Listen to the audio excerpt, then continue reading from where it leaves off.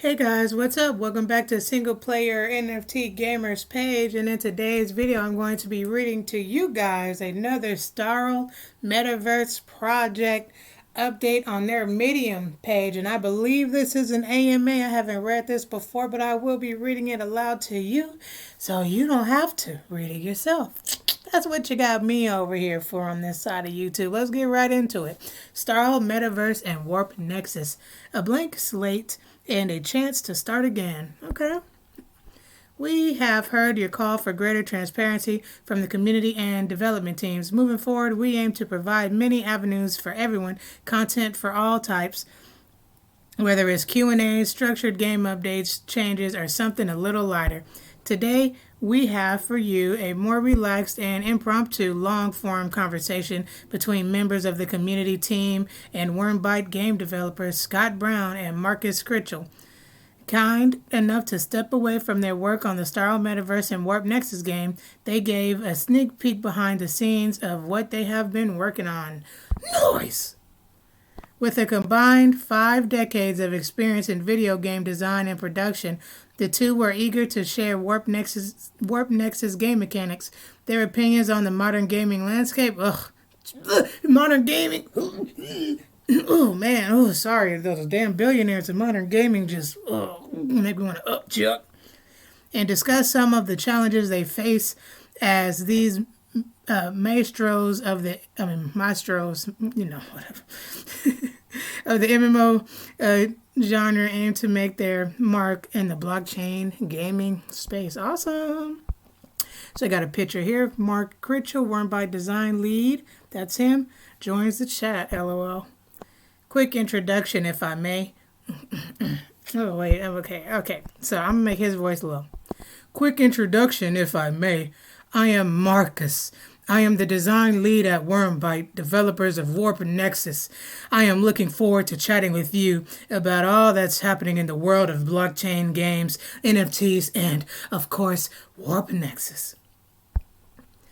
A pleasure to make your acquaintance, Marcus. I'm Obi, nothing special of note in my resume. I can't wait to see what you and the team are cooking up.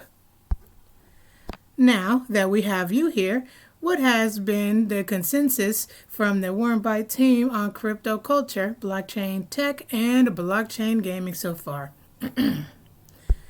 The most obvious one is that we have a hell of a lot to learn about these things. The second one is excitement about taking on a new challenge.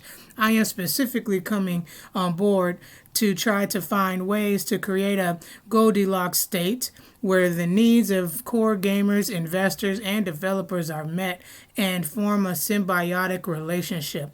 To make it short, fun for all and financial success in the process. Now that sounds like a beautiful combination of game and investments to me. I could just eat those words. The blockchain world is so new that it's often hard to realize what is. The blockchain world is so new that it's often hard to realize what is and isn't possible. I love your philosophy on dev/consumer relationships. I have played too many MMOs, if you don't know, that means massive multiplayer online, games that lose sight of gamer needs in favor of profit or time-wasting/gating systems in order to artificially pad user metrics. That's the thing, Obi. If we find a way to develop mechanics that drive the economy organically through fun gameplay and create a sense of ownership and goodwill between them, that would be the key to success, in my opinion, of course. Spot on. The comfort that comes from knowing the dev team is on the side of creating something uniquely ours with an emphasis on user benefit is out of this world. If only we could translate that into easily digestible media for others that just see another metaverse project. Yeah, man, for real, they tripping out there. But you know what? Those with the big brains in the eye in the center of their head, their pineal gland looking and reading with a critical thought in mind. Oh, I'm seeing it. I see the future, in a way, of the metaverse. I thought I thought about this example. A station owner, investor player, sends out a call to all players to deliver commodities to him to upgrade his station. Players will be compensated and the value of the station may increase as a result. The investor player pays in Starl tokens for the contract. The player fulfills it through their work and gets rewarded with an item that can either use or sell. Contract worked for the modern game day gamer. I love it. Needs work, but this is a mechanic that creates meaningful gameplay, encourages the use of tokens, and has longevity and motivation. That, of course, could scale depending on the level of investor or player. Planet owner, ooh, coming from a No Man's Sky, ooh, history, ooh, if I could own these planets outright for Rizzle, like for Rizzle. Yeah, go check my channel if you don't believe how much I played No Man's Sky, baby. Land owner, ship owner, NFT owner, even player to player. I don't have the gear to farm this item. I'll set up a contract for someone else to do it. See, me personally, I'll be like, man, I don't got the skill to contract this item. But guess what? I was hodling that Starl. So do y'all wanna rent this from me? That's my goal. I'm trying to rent y'all the shovels to go dig the gold, baby. This is already in place through the mission terminal in the hub. I can already see people with a fleet of ships renting them out others for a cut of their goods. Oh, you better believe it. I'll get the 90% cut. Y'all get the rest because I'm not good at math. I'm not just kidding. 50-50. 50-50. 50-50. It's a video game. Who cares? 50-50. They wouldn't even have to rent them out. Just let them use them. Ooh, I want to look. Oh, see. There are only positive effects. There are only positive effects for the NFT owner, and the renter user gets a cut or a cool item in return. You could have a fleet that is sustained simply by letting others use your ships. That sounds clean. That is too cool. Do you have any recommended resources or info to get a better grasp on in-game economies? Scott. All right, let's gotta give Scott a voice. I can answer your question about the economy, Obi. Let's see. Wait, I don't know if this is Scott or the other dude, but I'm going to do low voice because this line is here. But first, we're going to look at this Discord. I can answer questions about the economy, Obi. Hey, boss. Hey, boss. Oh, this is in Telegram or Discord? I think the Telegram. Cool. Awesome. Scott Brown, Worm by CEO joins the chat. Oh, I see. They're like pinning the picture. This was literally a chat with the devs in there. They've written it down here in article form for us that missed it. So this is Scott Brown speaking now, I believe. Let's see. Let me do my best to break down how the in-game economy non-Starl NFT works and basically drives most of what happens in the game. So they're talking about Warp Nexus here, okay? There are a few types of items in the game used and recipes to build other items. Man, let's bring back some damn No Man's Sky vibes right here. In the good way, okay? In the good way. All right, I bought No Man's Sky after the launch. I didn't even know about the hype. I literally bought it because they said you can explore fucking 16 quintillion planets. That's why I bought it. All right, and it was clean. And this looks like some of that artwork, man. If y'all ever played No Man's Sky, don't this look like that artwork? The Atlas Rides' artwork, okay? That, the good old days of No Man's Sky. So there are raw elements like iron, carbon, helium that are mined. These are combined and built into components like conduit, refined metal, and battery. Those together are what can be used to craft an item like a laser gun, engine, or even a ship. Man, that sounds kind of legit, just like No Man's Sky. But I just hope that they actually do that. What kind of mechanisms will be used to discover recipes? There is not a discovery mechanism right now, but it's a cool idea. So each station has specific types of things it can build, and the game tries every so often to build those items. If a station does not have what it needs to build, it creates missions asking those objects to be brought to it. This also slowly drives up the price that stations will pay for those components.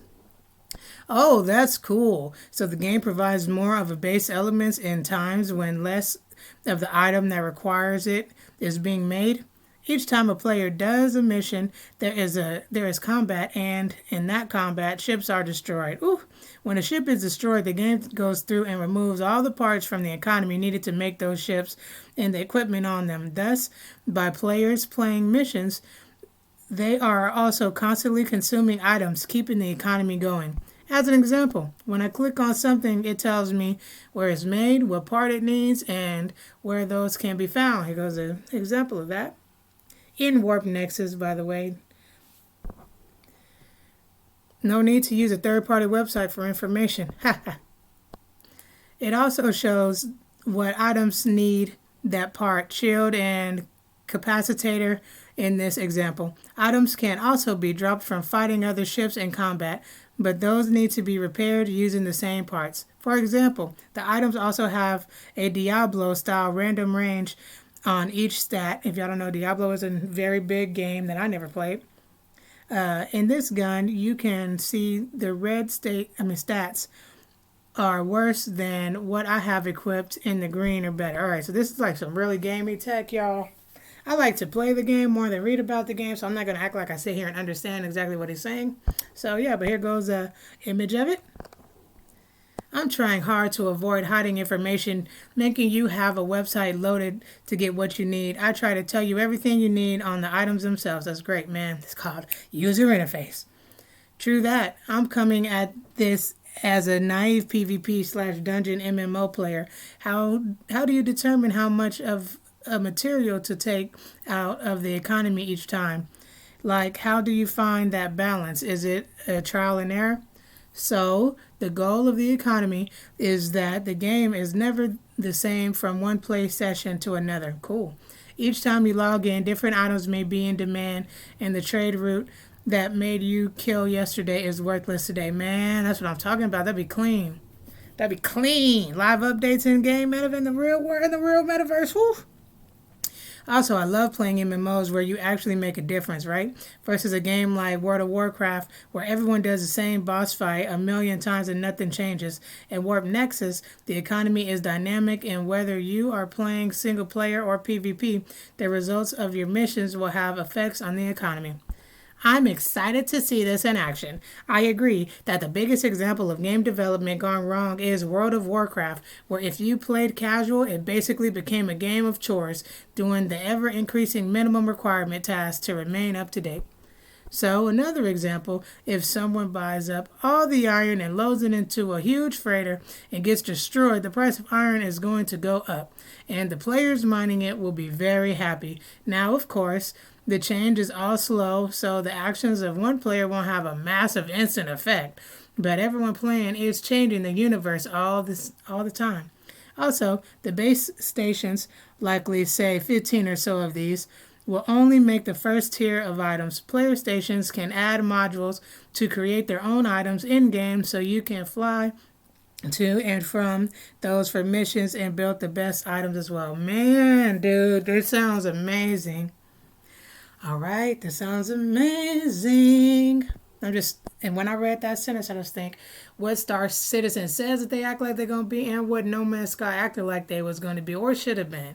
That's what I read. Now it's just all in the presentation. Will it actually be done by the Starl Metaverse devs and Warp Nexus devs? You know, will it actually happen? Will it? Who knows? I don't know. Will player decisions have an effect on the direction a station grows and evolves? They will control their station 100%. Just as an aside, other than the player-owned stations tech, all of this is built and working now. We are redesigning the stations and the various parts, but that is all just data entry to change what is made and where. Also, at least right now, no stations have equipment players can buy in their inventory. They have to repair ships though. So everything you want to improve your ship with you either has to craft or get from other players. I think in our next build where you are working around the metaverse and you see the entrance to the game, it should make a lot more sense to everyone. Cool. Alright. The main Starl Metaverse station has lots of places to go: concert hall, marketplace, Warp Nexus, arcade, etc. Ooh, cool. Sounds kind of, I don't know. Sounds cool. So it's like a hub, and then you can go into different doors, and it'll take you to different areas of the game. Well, not just areas, but just total different worlds, or different things. Kind of like Dreams, but as if the page of Dreams was actually like a place where your avatar could stay in Dreams, being a PlayStation 4 game. All right. Anything about the economy I missed or did not answer that you were looking for? As I said earlier, I've always been mostly on the PvP dungeon side of games, destruction and all that. So making money and taking part in the economy of sorts has always taken a step back. My main question so far is, does there need to be a minimum size player base for the economy to flourish? The economy works no matter what players do. I made the whole system fill in roles with AI whenever players don't. So if a station makes a mission to request iron after enough time of a player not taking the mission, the AI will. That's what I'm talking about, man. Damn. I get so tired of them being like, oh, well, the game's dead because there's no players to do what you need. Well, damn. It has the technology not gotten good enough to where y'all can actually make a damn AI character for the people that actually want to play the game, even though it's massive multiplayer? Like, what about the robots that you build, the tech? Damn. Just because like 10,000 people don't want to play, does that mean 100 people don't get to play the game?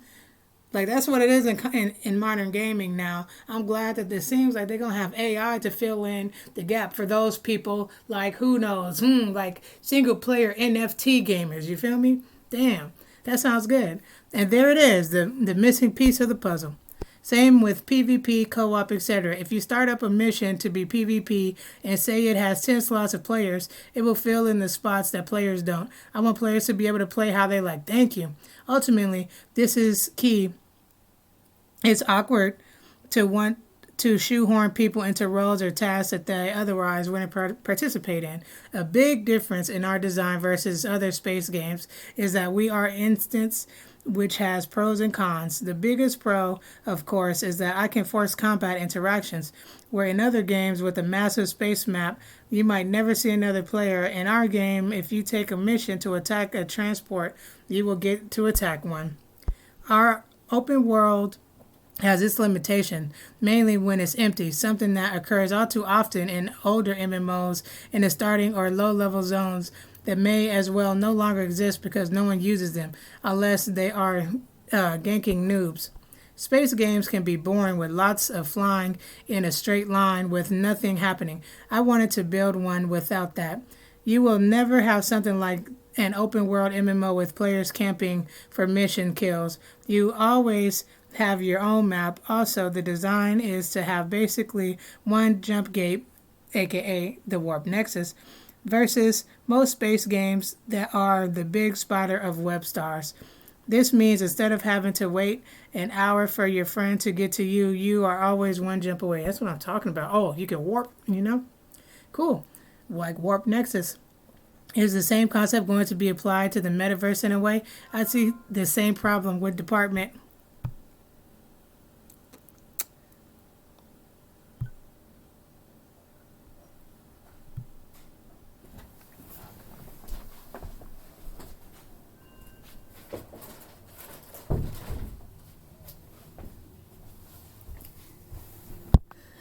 Oh, sorry about that. I thought I tried to pause it, but I couldn't. Let's see. I see the same problem with Decentraland. It's huge and there is so much to do, but it makes it look empty. But how do you instance a metaverse? It should be the same, yeah. The code is basically a balancer that keeps instance running. If player count drops, it slowly moves players together and close empty maps. If lots of players sign in, it creates more on the fly. Modern tech lets us start the map in seconds. Could it be like server selection screen? You could see which areas are populated before loading in and then choose to either go to where the people are or a quiet spot to meet with friends. With friends, we force you to the same map. So maps have a soft player limit, but we go over to keep friends together. Another big advantage of Instance is no server selection at all. Everyone is in the same universe. I hate having one group of friends on one server and another on a different one. Like World of Warcraft PvP mode, if you have it on, you can't see your friends that have it off, even on the same server. So how PvP works here is basically you flag that you are interested in PvP, and if a player creates a PvP mission that you would be eligible for, you to get a pop-up to join. Once it's filled or a timer goes off, the mission starts and everyone is just pulled into it. So the player creating the mission chooses between single player, co-op, and PvP. Again, play the way you want. So yet another advantage of instance, no mobs of elite players destroying noobs. Very cool idea. And once again, if the target number of players isn't reached, AI joins the party at timer's end. Yep, AI just fills in. I'm trying to make it super simple. How sophisticated is the AI? I think it's pretty good, but it certainly will need adjusting. The hard part with AI is it's easy to make them unstoppable. It's harder to make them more human. It's honestly still a bit too good to me, but we will get it dialed in.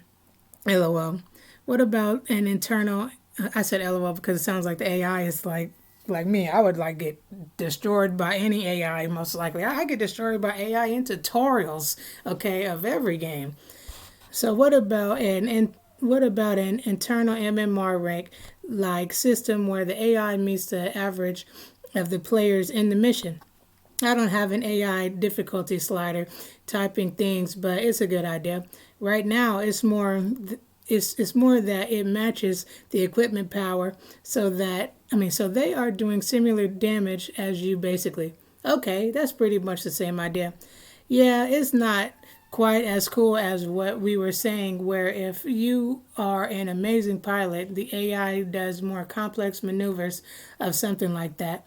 The code is basically creating a look at vectors from the ship to the target versus a straight ahead vector. Normalize those, do the dot product, and then take the arc cos of that result, and you get an offset angle of the ship to its target. Then I have guessed at what seems to be a good offset, and the ships fly slightly imperfectly towards that. I use standard ideas like taking the mod of the ship's ID to pick different spots to aim so every AI ship is not aiming at the same offsets. Okay, you lost me with that last part, but that's a bit outside of my wheelhouse. Same here. The AI just basically says what is the optimal range for my weapons and tries to stay at that range while aiming at the player and avoiding obstacles like asteroids and other ships. So that is how I program it to miss. It was also overwhelming for the AI to just lock onto you and never stop firing, so I make them every so many seconds. I think it's 3 to 8 right now. Veer off and find another approach. That being said, you can see all types of players in games. Could there be a random profile generator for the AI? Maybe one that flies ahead on and choose through and choose through ammo, then another in the squad takes a more attacked approach. The AI based the AI bases what it does on its load out right now only. Would be fun to add some behavior profiles or something later, yeah, like kamikaze versus scared. Honestly, it's once you guys all get in and start playing that it will get better based on feedback. Most of these numbers are all trivial to change, so we can try lots of iterations on it all. Combats right now is very basic though. It needs more rock, paper, scissors mechanics. Like if they have one weapon type, but you have the right shields, it's either super powered or underpowered, and you get player strategies of the best combinations, of equipment come into play. Hard counters will probably always exist, but as the game expands, they will be harder and harder to predict loadouts. Yeah, it's not actually looking at the items per se, rather the combination of the values of the items. So more powerful weapons are given priority in how the and how the ship attacks slash aims. So a ship with powerful beam weapons will get close and stay on, versus a ship with powerful ammo range weapons will try to stay away. Ships also switch firing groups based on what is best at the distance. Does that mean that the player doesn't always get to decide which weapons to use and when? Right now I have 3 groups, and you can assign weapons to as many groups as you like. Then you toggle between the groups. Okay? Cycle through firing groups depending on the task at hand. So, if you had two lasers and two ammo weapons, and would likely put the lasers in group 1, ammo in 2, and maybe all 4 and 3. And you cycle through which weapons fire when you press the button. Does that make sense? Also, different weapons are better for armor versus shield, so you may want to use one set of weapons while you burn down their shields and then switch when their shield drops. I get it now. Pre-selected loadout options for different styles of combat you expect to face in the mission. Right. So when you are assembling a team, do you want everyone generic or some specialized to do different attacks? There are also turrets on larger ships, but you don't fire those. They just fire automatically at any enemy in range. And then back to the AI. Could you pre-fill or choose the role of AI, or would it recognize that your team is missing and fill? Great question. It is no concept of that right now. It just tries to match the equipment. Maybe that is for the best. It gives more incentive to form a team instead of relying on AI to fill gaps. But that would help with the rock, paper, scissors stuff. Like maybe you get lucky and they are all energy weapons and your ship is built to be crazy resistant to that. Could just have the AI pick randomly. I want every mission to feel as different as it can be, so that is a good thing that could help vary it up as well. Cool. I appreciate the time you've given me today to pick your brain. I think these sorts of talks are valuable from all angles. Eventually, we should find a way to collate and distribute some of these ideas so the broader community can share in the excitement and possibility pitch and other ideas so that no one has thought of. Yeah, yeah, that is where we will need to lean on the skills of the community team to make sure we are listening to players. And players feel listened to. As soon as people even think you stop listening, they go away. It's a tough task. That's the most exciting part. It feels very blank slate with limitless potential moving forward. A blank slate is a great description of the game. Very functional, very functional, very little meat. But that is changing quickly. Awesome. So I think that is the whole entire one. All right, so we had Johnny Utah in there. We had Sky Dandy, Sky Brown, Ken Starl, Jacob. Everybody was up in there talking. There goes Wolf DeCentris, Pixel Knot on her Starl Pixel Knot avatar. What do we call these guys? Just avatars or Pixel Knots? I don't know. But yeah, guys, there we go. That is the Medium post. That was a bit long, but hey, that was a whole bunch. It was long because it was filled with content. That's why I'm here to read it aloud to you. Now, just a little quick my little opinion on it. I think it sounds great. I love the fact that Starl bought a game that was already made, that the man, in my opinion, that the corporate world never brought to release. Okay, and Starl came in and said, hey, hold up, hey, Scott. Hey, Scott Brown, let me get that. Let us get that. Let's put that shit on the blockchain and let's change history. Let's make history together, brother. For these nerdy gamers that love you, that love us, and that will love this concept. Because what you have here, Scott Brown, this baby that you got right here, Scott Brown, is going to grow up to be the king of the metaverse universe, the world, all right, with the help of the Starl Metaverse Project. All right, and that's just how I feel. And this is not in financial advice, but look, they is literally working on a game right here with some big wigs. All right, and I'm loving every single thing I get to read. So make sure you guys subscribe, hit the like, and comment down below if you got any thoughts. Shout outs to the Starl fam and my other Pixel Knotters, and you already know what it is. Have a great day. Peace out.